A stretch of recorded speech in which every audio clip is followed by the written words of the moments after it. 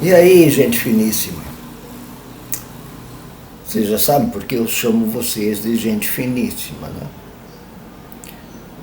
Aliás, deem uma olhada lá no meu primeiro programa, vocês vão ver outra coisa. Eu comecei o primeiro programa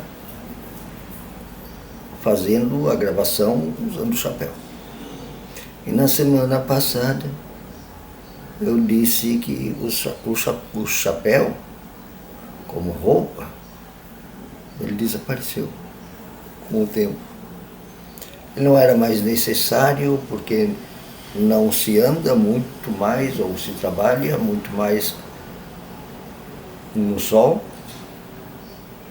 e nem se usa mais como uma vestimenta masculina de dignidade, nem feminina de dignidade. Hoje em dia é só um enfeite. A palavra chapéu praticamente desapareceu do vocabulário, porque não é mais usado diariamente. Não é nem mais necessário usar. Pode-se usar como um enfeite. E não é que fique feio como enfeite, só que o resto dos sentidos que a palavra chapéu e o próprio chapéu tinha, desapareceu. Eu falei também semana passada que eu aprendi a datilografar. Hoje um jovem nem sabe mais o que é datilografia. Nem conhece uma máquina de escrever. Eu mesmo. Quando foi a última vez que eu vi uma máquina de escrever? Antigamente era quase uma necessidade. Saber datilografar era o constante dos escritórios, das redações de jornal, para fazer trabalhos científicos. Eu ainda fiz trabalhos de faculdade com máquina de escrever. Que era um esforço, a gente ficava cansado, tinha que apertar as teclas com força. Por isso a gente decorava o teclado. Aí um dia eu escrevi com uma máquina elétrica, já era muito mais fácil. Hoje com o computador, se você erra, você corrige tudo que quiser, sem ficar uma marquinha no papel. Aliás, nem precisa mais ter papel. É só você gravar em memórias externas, nuvens, e você vai ter o documento guardado, sem ter papel em casa, em algum lugar. Então, algumas palavras desaparecem. Máquina de escrever, datilografia, chapéu. Hoje em dia se encontra chapéu só em loja de enfeite. De vez em quando se encontra algum que alguém mais velho, muito mais velho, usa, né? Ou que gosta, porque é enfeite. Só.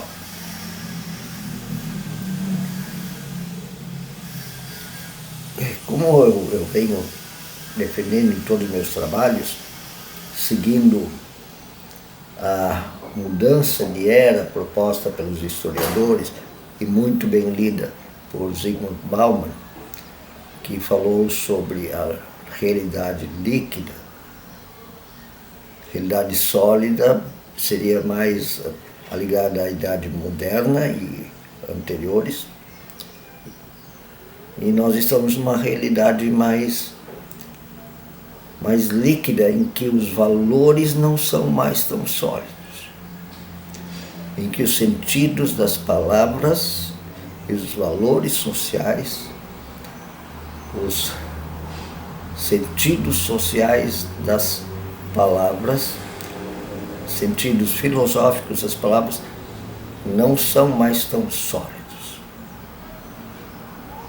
E, portanto, alguns valores, digamos assim, éticos, mas eu não gosto, não no sentido profundo do palavra ético, ético no sentido de moral, também se torna mais líquido. A organização social, tanto das estruturas menores quanto das maiores, ela é mais líquida, mais questionável e aberta a mudanças. E isso torna aparentemente a sociedade mais instável. Mas é instável só para quem quer conservar a anterior. Da idade moderna, da idade medieval. Mas tem coisas que também se afirmam, como por exemplo o valor da ciência, porque a ciência ela ainda pega coisas bem sólidas. A existência e o valor da química, da física. Aliás, a física contribui muito com a realidade líquida, né? Embora não seja exatamente uma novidade, não é de pouco tempo, física quântica existe há 100 anos mais, mas ela se tornou realmente popular, comprovada há 30 anos. Exatamente há 50 anos começa a passagem de época, 60 anos, da moderna para pós-moderna, industrial para pós-industrial, e a física quântica começa a ter um valor, inclusive, filosófico. Se diz muita bobagem sobre a física quântica. Física quântica na verdade, é só a física das microestruturas do universo, do que está dentro do interior do átomo, dentro dos prótons, elétrons e nêutrons. São energias. E se sabe que esses pequenos elementos, mas muito pequenos, nem se tem certeza onde eles estão. A gente trabalha daí com a probabilidade. Não sabemos onde o elétron está. Sabemos que ele viaja para lá e para cá.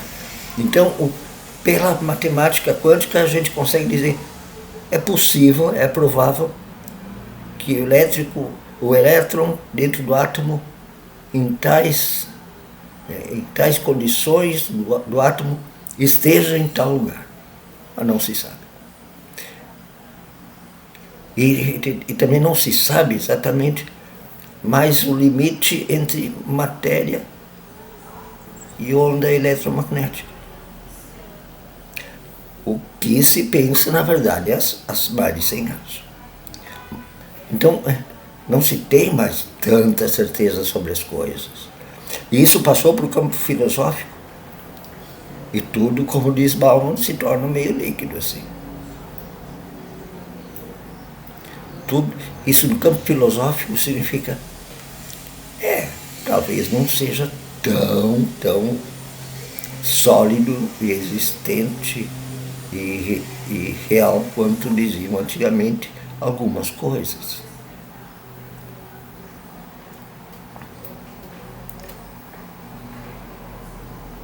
E isso abre a cabeça das pessoas para dizerem isso, né? Algumas coisas que me contaram, que me forçaram a acreditar que era assim, porque estava criado assim por um Deus, por uma divindade. Não, talvez não seja. É tudo mais líquido e incerto. É um trocadilho com líquido e certo, né? É líquido e incerto. no mundo filosófico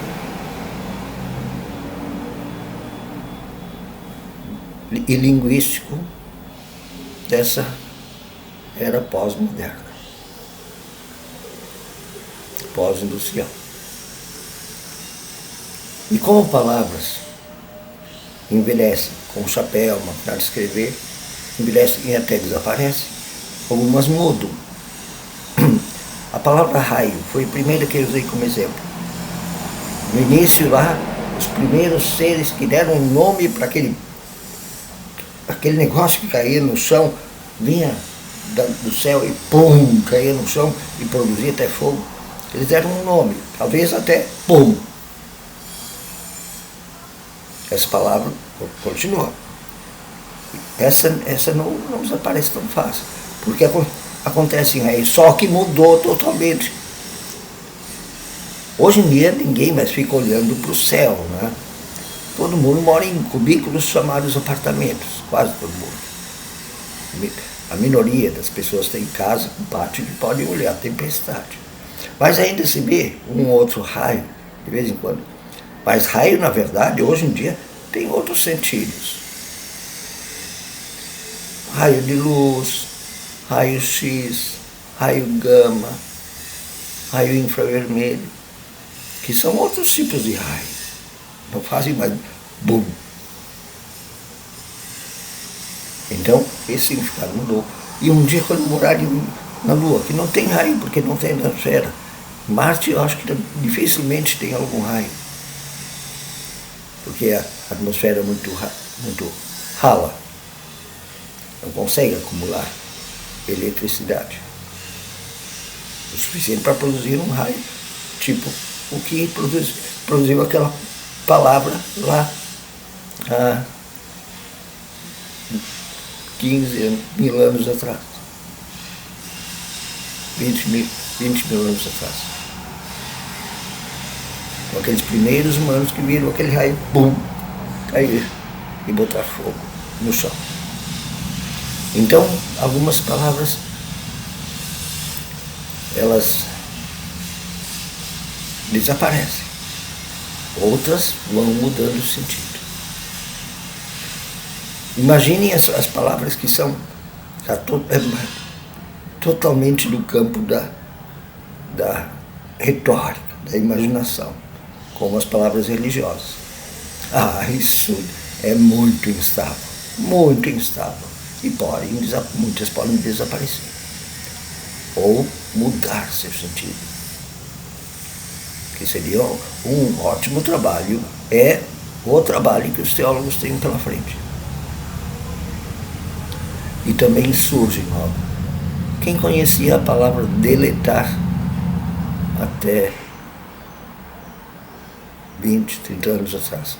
Não existia. Hoje em dia, uma criança entende a palavra. Qualquer criança fala a palavra. Palavras e sentidos são temporários. Estamos em época de transição. Muito rápido. Algumas pessoas não estão gostando, mas é o que temos. Um bom dia.